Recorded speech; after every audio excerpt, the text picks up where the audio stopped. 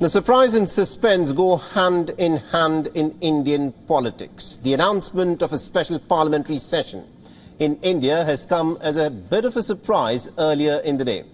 The special session has been convened for both houses of the parliament, and both the houses will hold 5 sittings from the 18th till the 22nd of September. Now, the suspense is over the agenda of the session, which has not been disclosed by the government. So in the next few minutes, we'll take a look as to what perhaps may unfold in this session, extraordinary session that's been convened. But before that, let's in fact take a look at what a special session actually is.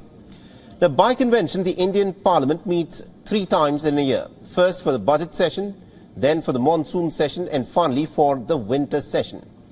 But for any matter of urgent concern or to commemorate a special event, or in any other case, if the Cabinet Committee of the Parliamentary Affairs decides, then it can also call in for a special session of the Parliament with the consent of the President of India. So the question is this: what has necessitated this special session? And one wonders, why has this special session been called in at this moment? What is the urgent need? What is the urgent matter that the government wants to address in this manner? Or what is the special occasion that the government in fact wants to commemorate? Or will the government in fact use this session to introduce some sweeping and wide-ranging legislative changes? Now, talking about certain key reforms that could be introduced. Remember, all of this is speculation. Nothing has been put out in official terms yet. Let's in fact start with the much-touted One Nation, One Election bill. Now, this is a bill that has been in the talks for too long. And the government wants to hold elections for all state assemblies and the parliament together. Now, this, the government claims, will save recurrent deviation of resources into polls. Now, in the span of the next 6 months, there are 5 state assembly elections that are expected to be held. And in the month of April, May next year, we will of course have the general elections if things go according to the way it has been planned out. But by bringing a One Nation, One Election change, the government could of course club these 6 state elections together with the national election.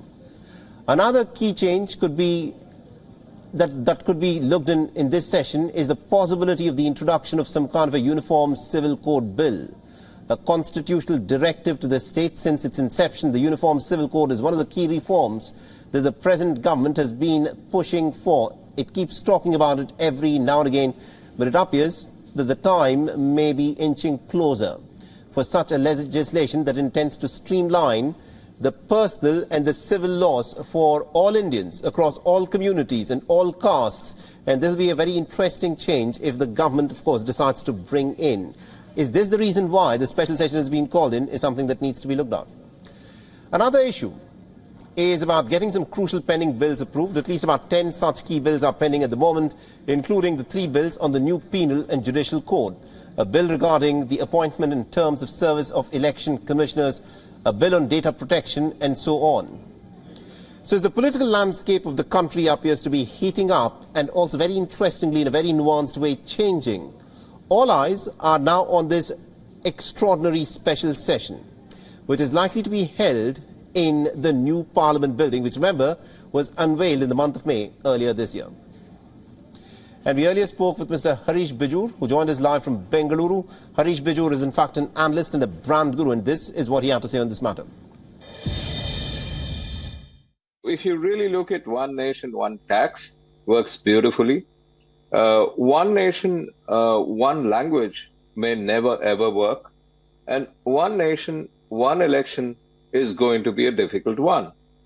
Because when you look at this debate, which has been going on for decades, to say that the Lok Sabha election must synchronize with the state assembly elections, it's always been a debate about caste. It's about a waste of precious governance time. And it's also about the fact that, everything at the end of the day is an election, let it coincide with one another. Now, this is going to be a difficult one because if it's about cost, yes, there certainly is a case, because the first election was fought in 1951-52, I think, at something like 11 crore rupees. And the last election was possibly fought. We still don't know what the number is, but around 60 to 65,000 crores. So that's a big, big number. But the key point to debate is an election about caste or is an election about issues? Is an election about issues which may or may not synchronize because we're a federal system, the system where, issues which are central may not necessarily be issues which are potent at the state level. So how do you coincide these two things is one of the big challenges and the debate. WION is now available in your country. Download the app now and get all the news on the move.